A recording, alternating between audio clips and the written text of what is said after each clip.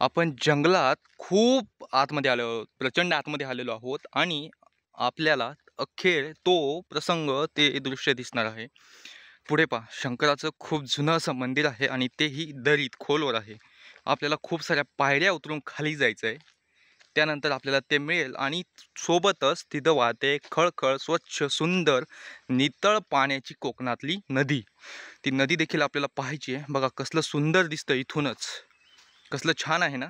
आज खरं तर ऑगस्ट महिन्याची सुरुवात झाली आहे आता, आणि आताच एवढं सुंदर दृश्य आहे. तुम्ही विचार करा, दिवाळीच्या नंतर ज्यावेळेस पाऊस उघडेल त्यावेळेस हा परिसर किती सुंदर आणि अप्रतिम दिसेल. नक्कीच, आणि इथपर्यंत यायला रस्तासुद्धा आहे पूर्णपणे. तर तुम्ही नक्कीच इथे येऊ शकता आणि या परिसराचा आनंद घेऊ शकता.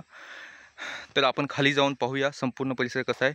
भरपूर आपल्याला पायऱ्या उतरून जायच्यात आणि नुकताच पाऊस झालेला आहे, त्यामुळे आपल्याला हळू जावं लागेल. तसं पकडायला कठडा असल्यामुळे एवढं काही विशेष